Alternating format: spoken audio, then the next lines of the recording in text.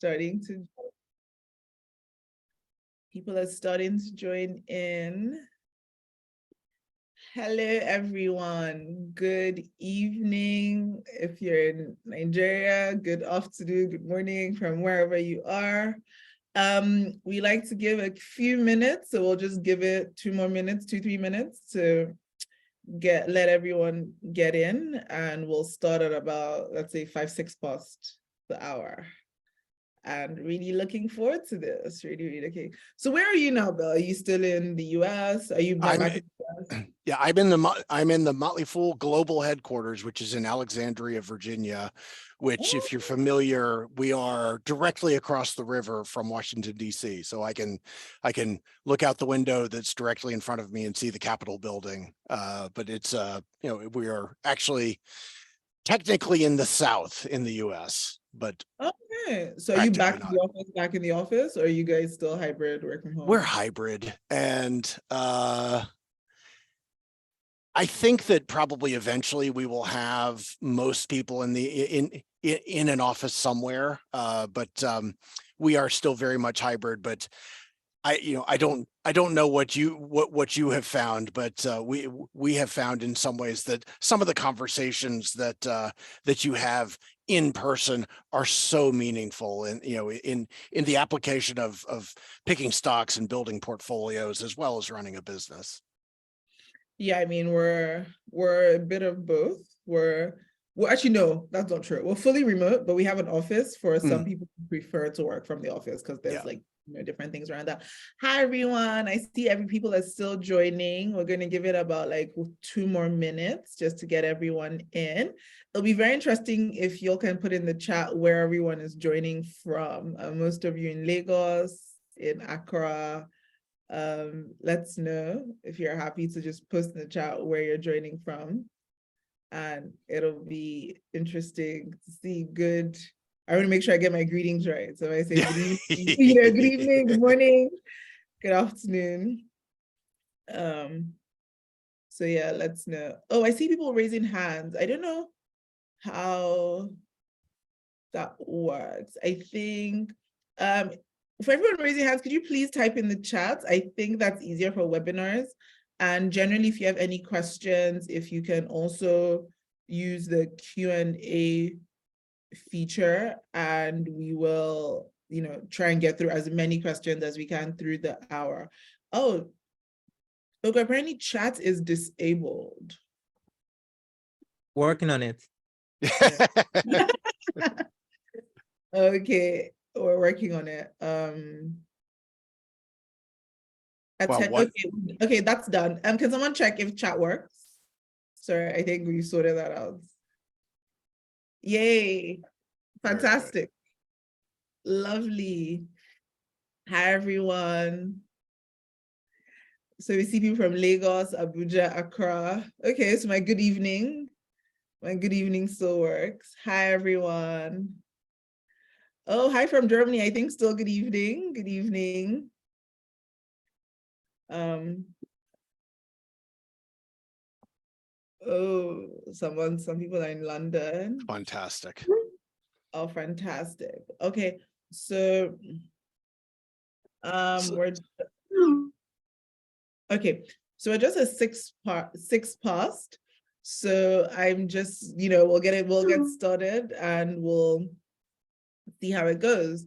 So I guess welcome everyone to another edition of Under the Bamboo Tree. I'm a little hesitant to say another because we haven't had an Under the Bamboo Tree event for quite a while. We used to have them every quarter, but just so much has been going on this year where we just haven't had one in a while. But we're really excited that our first one in a long time is with Bill Mann, who is a favorite of the Bamboo team.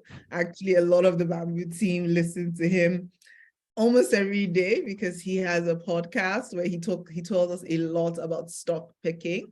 So a little quick bio on Bill Mann before we get started is Bill is the Motley Fool's director of small cap research. Bill, putting a pencil on that because you're going to have to tell all of us a little bit about what small cap means, assuming we're all getting started. But before he became the director of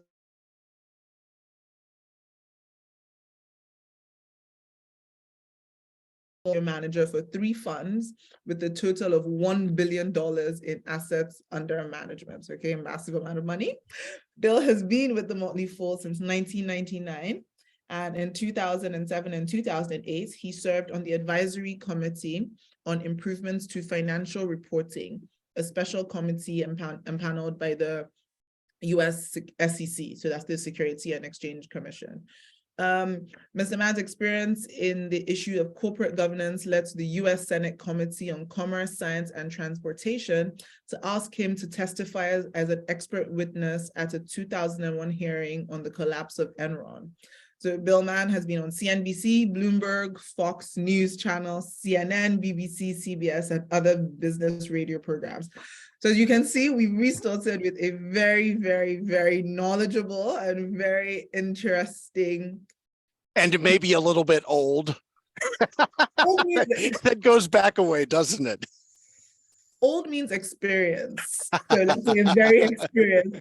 Very experienced. Quickly, can everyone hear me? I just saw someone type in the chat that they can't hear me. So I just want to make sure if you can hear me, just quickly put yes, no. So I know if there's something I need to fix before we. Okay, fantastic. Okay.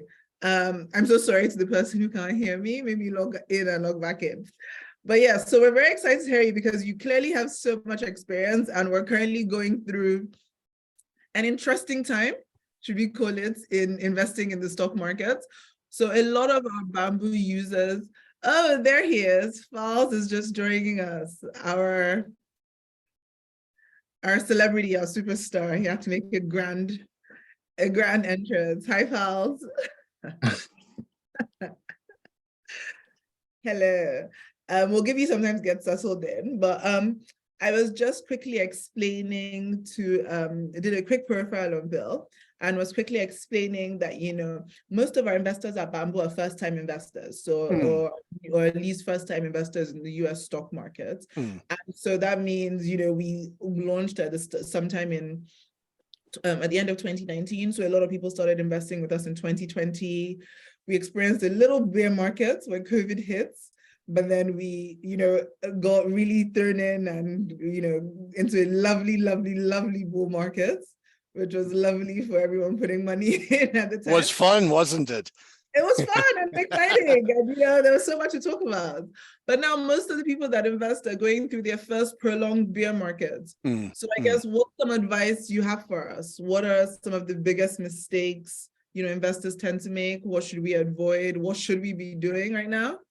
One of the things that I think is most important is to recognize that whatever emotions that you're feeling right now, whatever fear that you're feeling, you should embrace it. I mean, feeling emotions when it comes to the stock market is a very real thing. And so when you have an experience, and I just want to say something, my portfolio is down 36%. So when we are talking, just understand that I am in the same boat. I am in the same boat of having looked and having seen, as someone who has done this for a very long time, during 2021, saying this cannot last.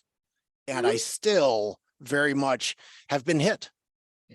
Absolutely. So one of the most important things that you can do as an investor, especially as a first-time investor, is just understand the fact that you are never as smart as the market suggests you are, and you are never as stupid as the market suggests you are. And if you start from that standpoint, and if you start from that philosophy, those emotions that you have, you begin to understand how to counteract them, because it really is the case in the stock market that at the point in time in which you feel like you're making bad decisions is probably the time that you're making the best decisions. And the reverse is true. When you feel like you can't miss, you probably actually are making bad decisions. Okay, that's interesting. So how should we be thinking about investing now? A lot of people are quite scared. Yeah, I guess, to put their money in. Hurt. Yeah. Deeper than scared. They're hurt. We're angry in some ways. We feel dumb. I think one of the most important things that you can do as an investor. Now, I manage our small cap investing here at the Motley Fool, and in the United States, that means anything below about $11 billion in market cap, which in most countries, that's a huge company. $11 billion. I believe maybe only Dangote in Nigeria is bigger than $11 billion. So when we're talking about small cap investing here in the United States, there is a little bit of a there's a little bit of a scale. One thing that you need to understand about investing, and I'm going to talk from the standpoint of here in the United States, the percentages are somewhat the same in every single country. A really good investing outcome, and I mean, if you generate this, you are amongst the best of all time, is 18%. So when per year in and year out, it is almost impossible to do. One of the things that happened in 2020 is that people began accustomed to 18% weeks and 18, and months in which the stocks that you had purchased had doubled. It's not realistic. An 18% return is world beating. So work yourself back from there, even with smaller cap companies, and you get to an 11% return or a 10% return. And those types of returns, if you add up the amount of time that you have in the market, will generate incredibly satisfactory returns over time. The issue is, you don't, even if you're targeting a 10% return, you almost never will actually get a 10% return. What you'll get is 33% one year and then minus 12 the next, and then you'll get +4, and then years of walking through the darkness. But if you are targeting returns that make sense, that are reasonable, you can do very well in the stock market. If you are targeting unreasonable returns, there is no such thing as unreasonable returns that don't come without some form of risk, including what we're seeing now. Okay, that's good. So my key takeaway from that is feel the feels. It's okay. Everyone's going through it right now. Be realistic about your return expectations and understand that, downtimes happen, but you just need to write them out, because upsides happen also. And, over some time, it all evens out. Guys, just wanted to quickly say, if you have any questions, please put them in the Q&A and we'll try and get through them as quickly as possible. I see some really great ones coming in already, so I'm excited for this. Yeah, hopefully we don't expect much question. But yeah, Facebook, Amazon, and Google have became some of the world's biggest companies, in no small part because they were able to sell ads. They were able to get all of us using them and able to sell all of us ads. But they've also had really, really bad quarters. We're now looking at companies like Netflix and even TikTok now getting into the advertising game, and that could continue to change generally. Should we fundamentally rethink how we've imagined these companies to date? Facebook, Amazon, Google, those kind of companies. I would put Facebook into a slightly different bucket than Google, what everybody else calls Alphabet at this point, but I still call Google again because I guess I'm old. But and Amazon. Amazon recently has become the first company to have a very interesting record, which is the first company to lose $1 trillion in market cap valuation. I mean, that sounds horrible. I mean, it is horrible. $1 trillion, I am told, is a lot of money. But if you think about if you think about what Amazon is and what Alphabet is, these are amongst the best businesses that have ever been constructed because of the optionality attached to them. So yes, TikTok is getting into the advertising game, and I think that is I think that is a competitive risk. It's maybe the first real competitive risk that certainly Google has ever had. Facebook and Meta is a little bit more of a mess because it actually has a little less optionality than the other two do, and has a little bit more of an inferior business. Now, I still happen to think that that Meta has a fantastic underlying business, and if you think about what their last quarter looked like, they lost money because they wanted to. They were willing to invest money to go after the dream of the metaverse. Now, that's not saying that the dream of the metaverse is something that's going to work out for them, but it is a very different business than companies like Uber, which are desperately trying to figure out how to be profitable. So these are companies, to me, as they have come back, and I'm not saying that the risks to them aren't bigger than they have been in quite some time, but I am saying that the valuation that is being expected of these excellent companies is much less demanding than it was even 6 months ago. Okay, that makes sense. That makes sense. Hi, Fals. Good evening. Welcome. I think you might be on mute. This happens to all of us. I'm on mute.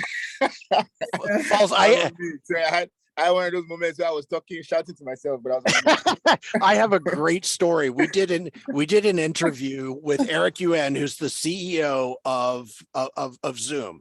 And he spoke to us for about 45 seconds with his mute on. I was like, this is the greatest thing I have ever seen. The man who has created Zoom, the app itself, right? The app itself, he can't get it right either. So you're fine. Thank you. Very nice to meet you, Bill. Very nice. It's so good to meet you. Same here. Yeah. So I wanted to throw in a few questions myself, but yes, just to say, I wanted to do a quick intro, although I'm sure everyone already knows you. Everyone, I mean, I'm sure everyone already knows Fals. Fals is an everything, really. He's a comedian, he's an actor, he's a singer, he's a rapper, he's a political activist. Some days he's everything, quite frankly. And and more importantly, in this context, Fals is also trying to understand the stock market as well. So we had a Instagram live the other day, and Fals mentioned he's risk averse. He's currently likes to invest in things where he knows he's not going to lose his money. And we're trying to lure Fals into coming into the stock market with us, and he's ready to begin his journey. And we figure, you're an amazing resource to help us with that. So Fals has a couple of questions, and we'll get into it. And so just before I get into the questions, Bill, thank God you mentioned begin his journey, because I was just about to say that. Think of me as a beginner in this world, bro. I just imagine I know absolutely nothing about this. Okay. So I'm gonna have a lot of questions.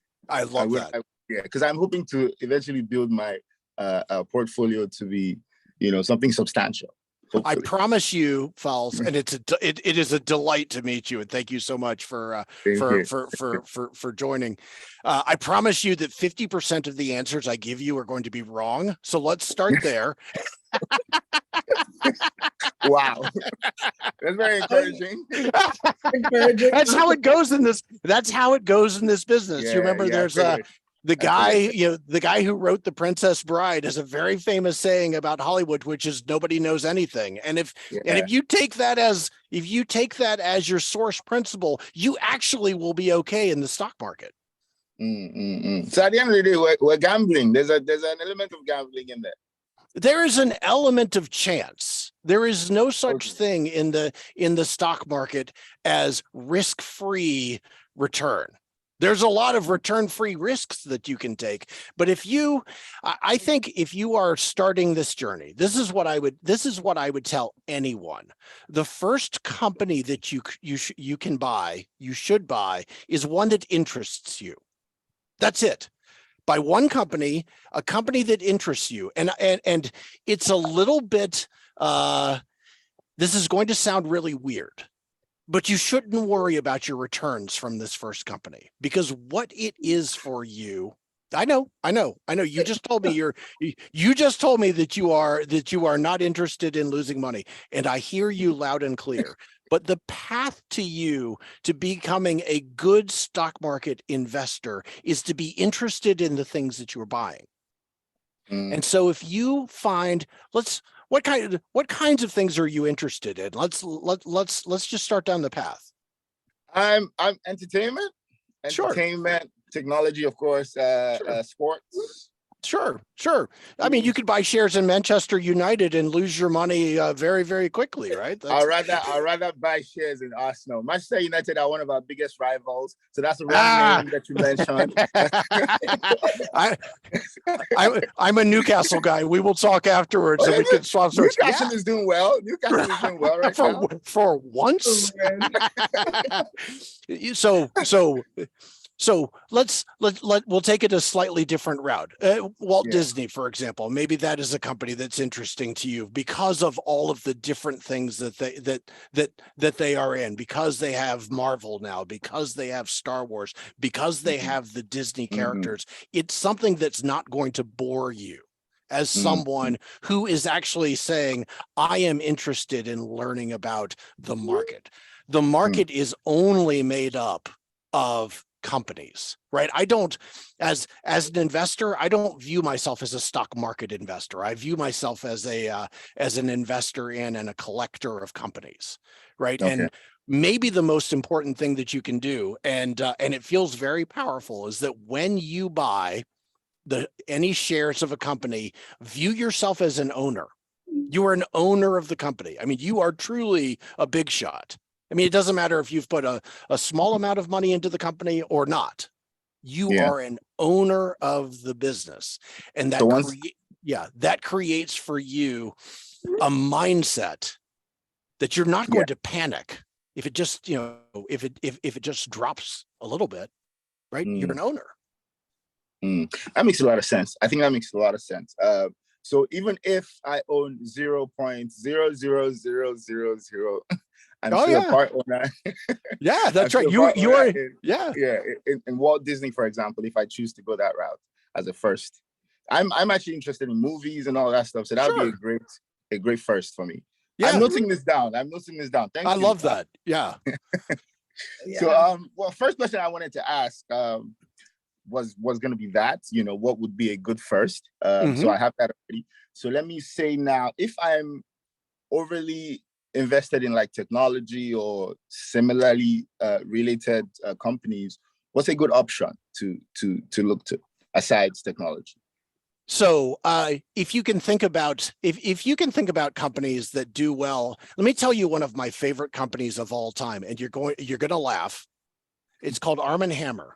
The company's called Church & Dwight, and their primary product is baking soda. Like the stuff that you put into your refrigerator to keep it from smelling. Like they, because it turns out that it's if you have a product that is branded, you can charge a little bit more, and you make a little bit more money over and over and over and over. So think of some companies that are brands that you really appreciate. And that everyone appreciates, and really importantly, falls something that if it disappeared tomorrow would be painful to people. Right. So what is something that if it disappeared tomorrow, you're like, where did my go? So would Nike be a good brand? Absolutely. Because it's sports. Absolutely. Yeah. If Nike disappeared tomorrow, what's Michael Jordan going to do? Right? Like, everyone would be hit if Nike disappeared. Everyone would be hit if Nike disappeared. Right. And if you think about the brand of Nike or the brand of Adidas or even the brand of Disney, Nike gets to charge a lot more for the exact same material as other companies. And it simply has to do with the value of its brand and the Jumpman brand and the other brands that it has associated with it. Right. Those are, and what I'm telling you now is not it's not rocket science, but it's something that so many investors just ignore because it seems obvious, right? I mean, there are plenty others. If Guinness disappeared, that would not be, yeah. Maybe that would be good for people. I don't know. You know, there are dozens of companies like these. There's a here, let me go one step higher than Nike. There you can buy shares in Louis Vuitton. LVMH is the company, and that's Louis Vuitton, and then Moet Hennessy. Incredibly, yeah. So because Louis Vuitton on its own is it's a premium, it's a luxury brand. I think that's what it's called. Yeah. So I wonder about these companies and like, sustainability, like, it's a luxury brand. Yeah. To sell one item, you might sell it for $500,000 or whatever, but how often do you sell those items? What is, how sustainable are these businesses? So that's why we can ask my wife that question. The answer is often enough. Well, yes, I mean that is absolutely the case, but it is such a valuable brand that and the margins on it are so high that people tend to actually become very dedicated to that brand, and they will go back to it. They absolutely will go back to it. Bill, is this the same advice you genuinely have if, I'm thinking about my portfolio in a recession and, I'm trying to recession-proof my portfolio? So I know you said we should feel the feels and, it's happy to, we should understand that we're losing money, but some of us don't want to feel the feels of losing money. Yeah. At the very least, be breaking even right now. Yeah, so, but that would be great. But here's what I would challenge you to do. And 2022 is a hard year to do this because so many different things are down. But if you look in any given year at any company, and I mean anything from electric utilities to Walmart to any of the largest companies that you can think of, their stocks move about 50% in a year. They just move. So you have to be a little bit comfortable with this, with a stock moving against you for a period of time. The thing that I am suggesting is that once the stock has moved against you and it is making you feel bad, there really has to be something in the back of your mind that says this bad feeling is telling me something else. And that something else is very much that any of the excess that may be in the stock, and it happens every single year, the best companies of all time, people are down on them. It happens all the time. If you are feeling that negativity, that actually is a sign that you really, really should be thinking about buying. It's one of the hardest things for people to do because your emotions just take over and they step over any type of logic that you wish to have. Okay, so but then how should we think about recession proofing up? So what type of industry should we think about recession proofing? For recession, so I've been very bullish on the oil and gas industry for a long time. Okay.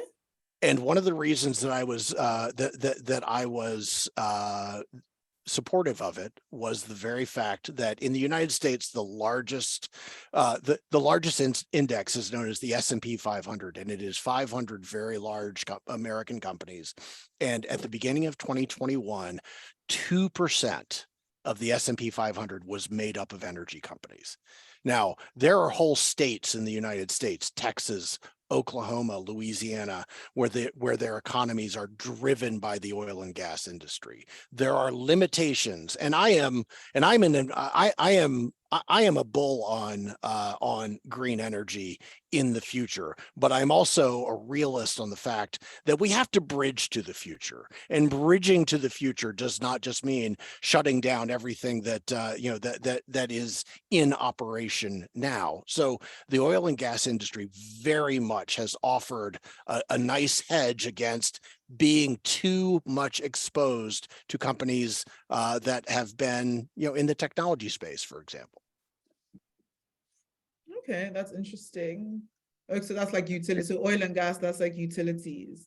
Yeah, well, it's like utilities, but it's also the exploration companies Okay. like Exxon and Shell and those are very large companies, but there are some smaller ones as well. Okay, that's interesting. That's interesting. I mean, I heard you mention the S&P 500, the ETF. Is that something how do you feel about it? That's the other thing that I was going to mention for Falls, who opened his question, opened by saying, I'm a beginner.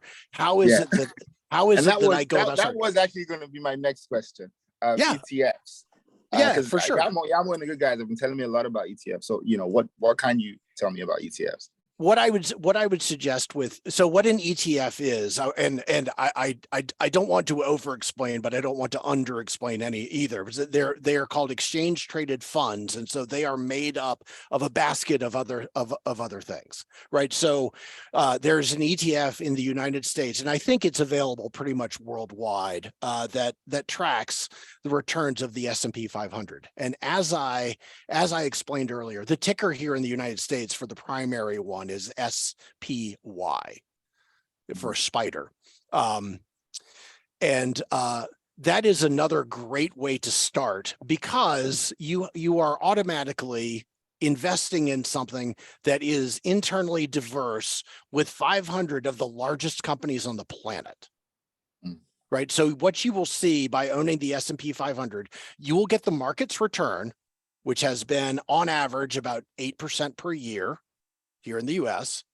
And you're getting it with very, very low volatility, because you will automatically own 500 companies that are moving, that their each individual stock prices move differently from each other on a daily basis. So you do not see as much volatility as you would if you own just a few companies or if you own one sector. Okay, so just to come in now, since you say it's a good idea because it's like a group of companies, so is it then a good first? Yeah, absolutely. Absolutely. Okay. It depends on what you want out of it. Now, I know from you that you have about 500 different interests. So you are a busy guy. So you may not want to become an expert in investing, but you absolutely do want exposure to the greatest companies in the world. It's a very reasonable way to do it, so that you do not, you don't have to worry about any one individual company. And honestly, Falls, if the S&P 500 collapses, we all as human beings have a much bigger problem on our hands, right? Like, that makes a lot of sense. That makes me feel better. That makes me right? Yeah, I know now am I singing off your sheet music?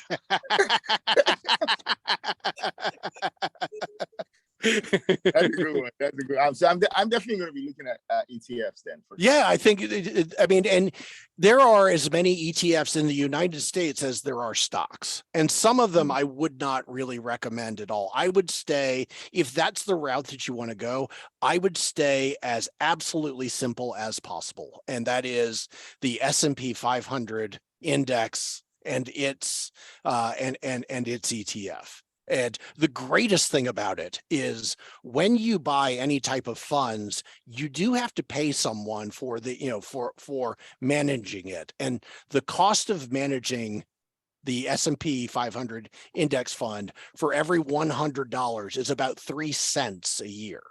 So it is nothing. Okay.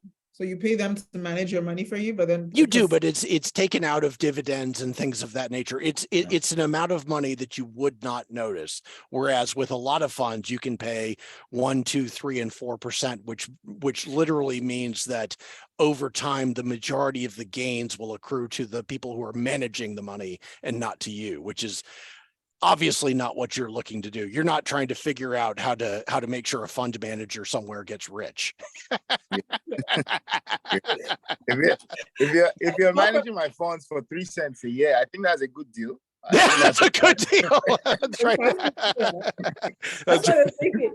No, I literally want to know. So apart from the S&P 500, do you have any other ones you want to tell us about? Because that's the primary one. There's a smaller cap one, which the ticker is MDY. You can get them for almost any country on earth that has a stock market. I mean, there was a period of time when I was managing money for the funds that we held an ETF that tracked the Pakistani stock market, and that was, ticker PKF. Not necessarily saying that an individual investor would want to run out and do that, because I think what we're saying by buying ETFs is that you really do want to get the market average. And in investing, it's really important to know that over time, even though you're not going to end up getting the same amount each year, over time, the market average is going to be fine. It is going to allow you to have the life you would like to have by virtue of that money compounding for a good period of time. And so getting started young certainly helps. I mean, that train has passed me by, but for for a lot of people, like getting started young and continuing to invest, it really helps. It really helps. It almost cannot fail. The stock market is the greatest wealth machine that has ever been created. Oh, that's nice. That's nice to hear. Okay. Lovely to hear. What are some of the underdog companies, though, that you think are going to shock investors in positive ways right now? Well, one of them I actually think is Netflix. Netflix has had a terrible year. It has gone from being in a commanding position. Here in the US, people, when they would subscribe to a streaming service, it would be Netflix, and then they would choose one other. But now it is definitely the case that they are in a very competitive environment. So there's been a change. But I actually think that Netflix has the highest quality content around the world, and it really still is a good default choice. I talked about oil and gas companies earlier. That's no surprise; those have done really, really well. There's a company that's based here in the United States that's based in Florida, and it's called Watsco, and its ticker is WSO. And it is the largest supplier of air conditioning and heating equipment in this country. Oh, okay. And if you think, right, super exciting, right? Let me talk to you for 45 minutes about the economics of air conditioners. But you're talking about a business that during COVID, one of the things that that has become necessary to go into public spaces in the United States is for these spaces to update their HVAC system, to update their air exchange system, to update their filtration systems. And Watsco is the company that provides 150,000 different parts to maintain these systems. It is an absolutely dominant company. And again, I'm not talking about something that would be super exciting to the average person, but you know what's really exciting? Going into buildings with no air conditioning and no heating, and and all of that maintenance comes from from this company, Watsco. So you said Watsco, just say that again? Yeah, Watsco. Yeah. And the ticker is I'm literally typing it right now. Oh, that's great. I'll have to give you my email address afterwards so you can come and yell at me. Yes, please. Yes, please. If it doesn't work, I'll call you. That's you're coming my way. Okay. Yeah. I saw a comment in the comment section. I was gonna ask also about that. Elon Musk has been doing a lot with Twitter lately. Oof. I don't know what's the future of the company. What is it a good one to put my money in? Well, so one of the things that's important to know about when Elon Musk took over Twitter was that he's taken it private. So it's not actually something that you're able to invest in anymore. The people who were shareholders of Twitter have been paid. So it is now his company to succeed or fail with. Okay. I think if I were Google right now, do you remember Google Plus, which came and then went? I would be starting that back up right now because they have an audience that's bigger than Twitter, and they have a good neutral space. Yeah. And I don't know what's going to happen with Twitter. I happen to like it as a user quite a bit, but I've never liked the concept of it. Oh, is that true? Yeah, I just feel like, when you give people a platform to just come and talk, it usually doesn't. Well, if there is something in particular that I'm saying, why would I just come and just write down my thoughts? Yeah. Why? Well, I mean, you have things to share. I mean, I love Twitter. I'm probably like obsessed with Twitter, but I'm a lurker.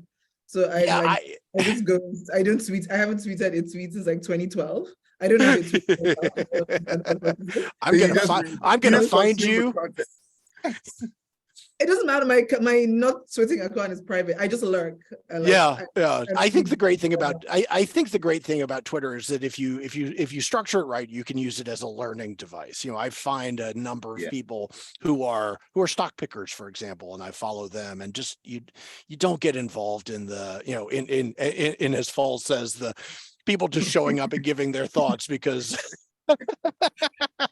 There's a lot of randomness goes on there. Yes, that's guys. Exactly it. We have a lot of questions we want to try and get through. Yes. Father, I don't know if you had any other questions before I. Okay, so you asked about the underdogs last. Okay, finally, I will just say, just generally speaking, just as a final note, what would you advise me? What would you advise that my mindset is like, going into 2023, my investor mindset, what should it be like? I would say this, unlike anything else that you do, the stock market does not owe you any type of feedback, right? You can be making good decisions for a long time and you won't know it. Because the stock market will, it's not like you buy shares in a company and then the stock market goes, oh, that was a great idea. And immediately rewards you for it. The greatest thing that you can understand about the stock market is that if you have absolutely crushed it, you will be wrong 40% of the time in buying individual companies. If you are right 60% of the time, you will be one of the world's greatest investors. And you have to be able to internalize the willingness to be wrong and to seem wrong, because within those decisions are going to be things that will absolutely return highly satisfactory gains for you. Okay. Well, that sounds good. 60%. Okay, so I just have to aim for 60% to be one of the world's greatest. To be one of the world's best, which means 51 versus 49% wrong will still bring you very satisfactory returns. You will still be great. In the US, one of the big sports here is baseball. Some of the best baseball players of all time, when they go up to bat, fail 70% of the time. It is a unique sport in that most of the sport is built around failure. But so it is, if you have that willingness to embrace the fact that you're going to be wrong from time to time, and you're going to seem wrong even more of the time, you are going to do great. I am going to lose some money too. I'm sorry. Yes, you I guess that's like you are. I'm sorry. I would love to come on and say no, and if you take these 3 steps, you will absolutely positively lose money. But anybody who says that to you, you should immediately immediately. Yeah, no, of course. Got him block him on Twitter. Like, well, I mean, to be fair, that sounds like most sports, unless I'm wrong. I mean, I don't watch any sports, but I mean, even football, every time I watch it, someone is always shooting at the goal and there's no entering. And I don't think exactly. Of course. Exactly the same. Life is not a bed of roses now. There will definitely be ups and downs, you know. Yeah. But you just have to be ready for those downs. Yeah. You have to be ready for the downs. Yeah. Okay. Yeah. So I'm gonna try to get us take a couple of questions. Wonderful. And then I'm gonna get us try and play a game that we try and play every time on this. So we'll do 5 minutes of questions. And actually, no, let's do the game first. Okay. Because it'll be quick, and then we'll just do whatever time we have to do questions. So it's really easy. It's one word, guys. So I'm going to throw a company out there, and you have to decide whether you're going to toss or keep. So assume the stock is in your portfolio, and you have to decide whether you're going to toss it or keep it. And okay, we'll let you give us a one-liner on why.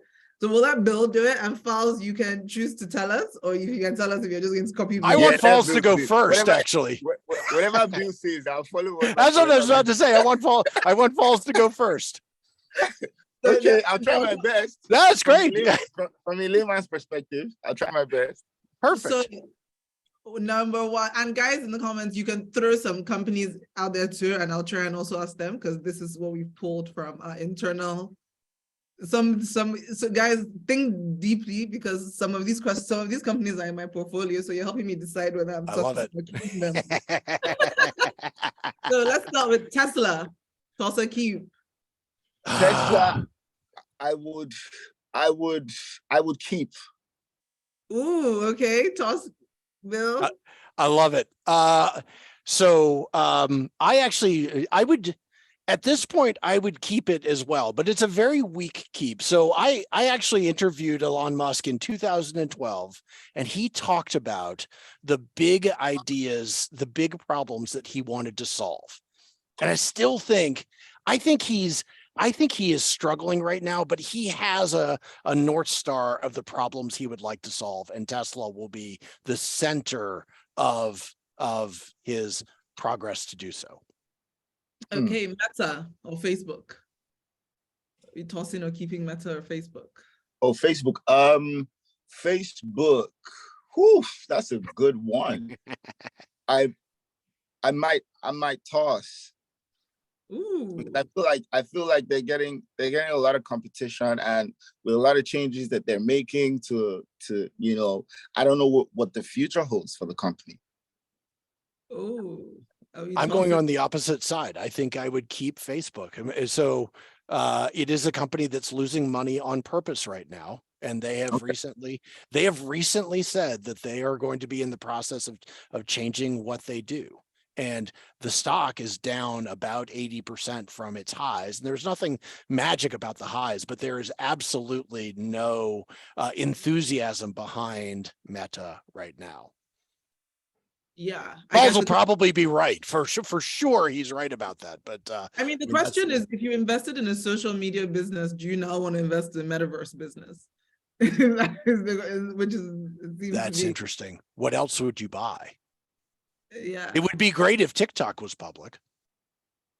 Yeah, TikTok really seems like that would be a $2 trillion business tomorrow. Yeah. Can you believe that Twitter had Vine, which was exactly TikTok, and they shut it down? Vine, I remember Vine. I love Vine. Oh yeah, why are you coming close to me? Oh my God, and Vine was popping. Oh, it was great. Okay, so what happened with Vine? They just shut it down. They couldn't see any way to make money. Yeah. So they shut down. Okay, sorry, we're ruining your game. Yeah, you're ruining my game, guys. This was a very quick game. Nike. Oh, yeah, I'll keep. I mentioned that earlier, so I think I'll keep. Yeah, absolutely. Absolutely keep. Best brand managers in the United States. The best. Oh, that's nice. Yeah. Interesting. P&G. It's supposed to be recession-proof, apparently. P&G is Procter & Gamble. Yeah, it's supposed to be, so I don't know. I don't know about this one, so let me just guess. I will keep, I guess. They're supposed to be recession-proof, but nothing seems to be recession-proof anymore. So I don't know. I think it's a keep. Procter and Gamble is a brilliant company. I know. I've definitely heard the name for a long time, and if it's been here this long, it's probably a good one to look at then. Spotify. Woof. Would I keep Spotify? Files is the one that should tell us, actually. That's exactly right. Spotify. I don't know. I don't know if I'll keep Spotify, because unlike competition, that's like the only product they've sort of been able to master is the music streaming product, of course. So I don't know if they have plans for expansion. I don't know how sustainable that model is. So I might toss Spotify, actually. That's right. That's right. I'm becoming one session with you, Bill, and I'm becoming a pro at this. You tell me the next time you're going to be talking stocks, because I'm tuning in. Spotify doesn't know how to make money. They don't know how to make money, and I've been told that making money is the point of being a company. Really? Yeah, I've been told. Rumor has it. Oh, wow. Yeah, they don't know how to make money. Now, they have a dominant position, but they haven't figured out how to make money. Okay. ExxonMobil was on our list, but I guess we don't need to ask Bill how he feels about ExxonMobil. Block. So Block owns Cash App and Square. So Cash App is big. Yeah. I'll keep. Yeah. At this price, I would as well. It's a company that I sold about a year ago. But yeah, it is a company that I would be keeping at this price. Okay, let's try and get through some of this stuff. Shopify, asking for myself, should I toss it or should I keep it? Shopify. What are the brands on this? Supposed to be Amazon. They were supposed to be like an Amazon competitor. So a lot of the small businesses that you see that have a website, they build their website on Shopify and they process their payments with Shopify. Yeah. So a lot of the businesses that you see that have their own like .com, they're probably on Shopify. You know what? I'll keep that actually. Yeah. It I could feel go. Like that's an essential. It's just, like it would always it's something that would reoccur. Like there would always be people like that would need that service, and for that reason, that business should survive. That's my guess. That's exactly right. Now, I would say that if you were talking about the 60-40 and the 40% of decisions that you might be wrong about, that would be on the list. But it's a company that I hold, and I'm happy to. I'm happy to be wrong holding it more than being wrong not holding it. Yeah. Because it's an what's the word? It's an informed decision. Exactly. Yeah. Exactly right. That makes sense. Yeah. Are we still holding Alibaba? I don't know what's going on. Where is Jack Ma? Do we know where he is? If I told you, I would probably disappear too. Yeah, I wasn't sure when that news ended up. So much has happened. That was this year. Was that this year? I feel like so much has happened. Yeah. I still describe 2019 as last year. So, but it was 2021. You the same, right? I swear, bro. Yeah. So much. Like 3 years have passed, and it feels like 1 year passed. That's right. Since COVID, anyway. But yeah, so keeping Alibaba. Is this still? Are we tossing it? So what are we doing with Alibaba? I'm waiting for Falls. Alibaba. This one I don't know. I was hoping to rely on your. You can press. You can just push. Okay, so I'll just toss. Yeah. Okay. Good. If you don't know it with a stock, the best thing that you can do is just say next. So. Yeah. Fair. It's so cheap, but I don't trust Chinese corporate governance. They don't. You are so susceptible to governance that is not in your best interest. So it's not. I would toss it. Yeah. That's interesting. Okay, so an interesting question someone asked is, how important is financial analysis in making stock decisions? So, we've spoken a lot about the liking companies, sort of knowing what they Yeah. do. But, should we be checking, what does the balance sheet tell us, the income statement, all of that? I think that the balance sheet is the most important. And I also think that you really should like to see companies that are growing, because growth is, that is the basic fuel that causes a stock price to go up. But if you have a company that's not growing very fast, like Procter & Gamble, for example, you want a high level of profitability. And those are things that you can only really tell by understanding the financials. Now, I think that one thing that you can do as a shortcut is to be sure to go back a couple of years and just read the letter from the chairman or the president or the CEO, and you will get a great sense of the business. It's a shortcut that you shouldn't rely upon forever, but it's a great way to understand how they are thinking about the business. Okay, that's interesting. Someone also wanted to know that, yes, beginners are advised to start with index funds, but when is the good time to start transitioning to companies?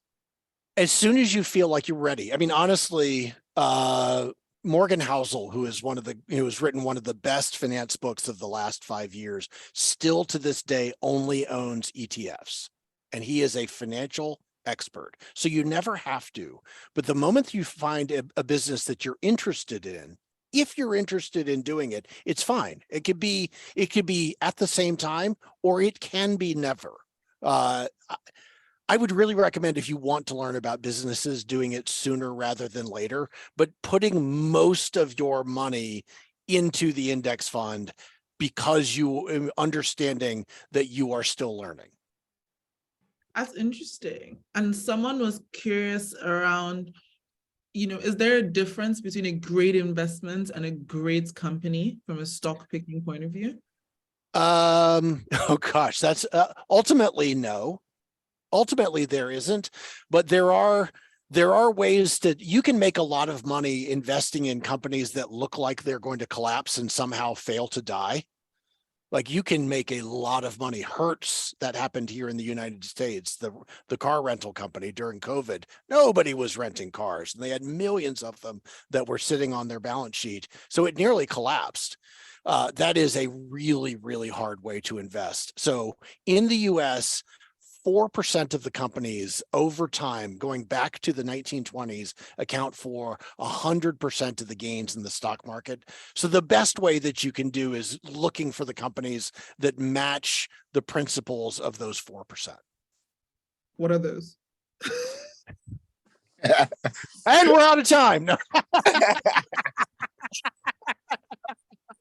I'll see you next time. No, so companies that are growing, companies that have really strong balance sheets, companies that have something called optionality, which is to say they're doing something now, but they can easily move into adjuncts, into sectors that are alongside of it that give them an opportunity to grow.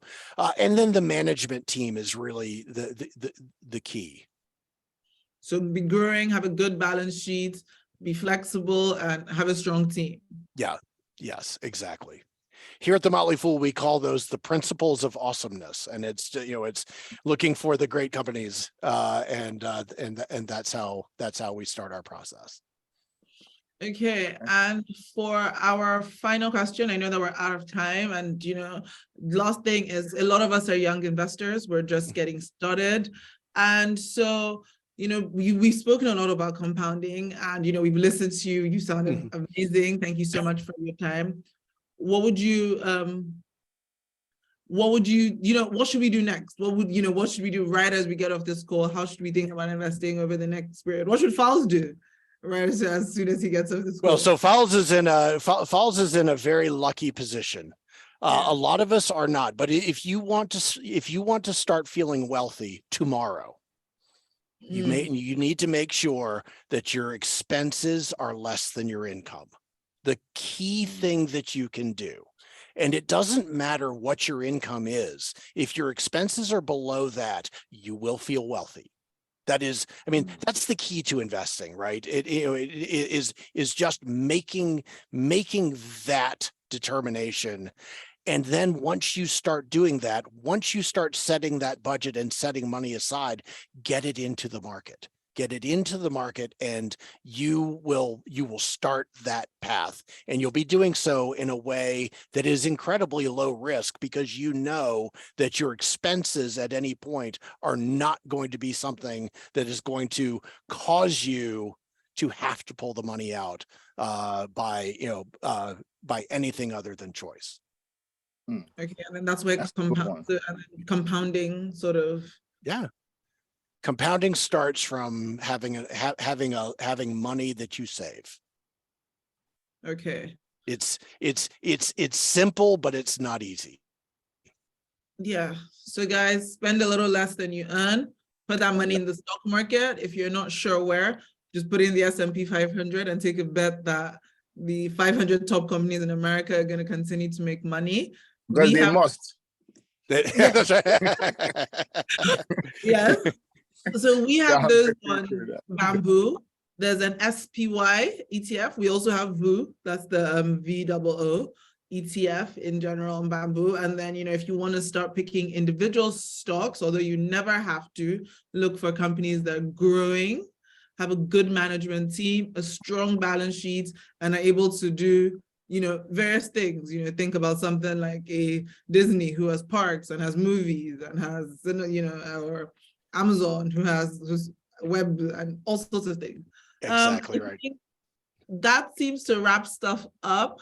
I want to say a big, big, big thank you from the Bamboo team to Bill and Fowles. You guys have been interesting conversationalists. You actually didn't need me here at all. You guys have been phenomenal. So and you can have this by yourself. So I want to come back to Lagos sometime and go to the New Africa Lounge. Will you? Will that be? I've been, and so it is. I mean, it's an honor for me to meet both of you and to spend this time with the Bamboo audience. And so I can't wait to do it again. Bill, I can't wait for you to come to Lagos. When you come to Lagos, definitely, we have to link up. That would be great. That sounds pretty good. Super Eagles fan. You have to organize something for him, because I cannot assist. Nice to know. But Super Eagles are not going to the World Cup, unfortunately. I don't know what happened. You can do better than me. I was asking. But Team USA is good, so that's good. That's good. But thank you so much for sharing your wealth of knowledge, man. This has been so insightful. No, thank you. I've learned so much. I've learned so much tonight. Thank you. Thank you so much. I'm running to buy Wasco. I'm going to email you. Yeah, I have it down. I have it here. Wasco. You're going to be good. It's boring. But yeah, guys. Yeah, thank you to everyone who joined. There were so many questions we couldn't get through. Maybe we want to think about making these longer, but we're also cognizant of your time. But if you have more questions, please shoot an email to our support team. We'll try and answer you. The support team is very, very, very informative. We try and get back to you in under 10 minutes. And apart from that, thank you. Enjoy the rest of your evening and have a phenomenal week, guys. Thank you all so much. Thank you guys so much. It was really fun. All right. Thank you, Thank you, Bamboo, for having me. All right. Thanks, guys. Cheers.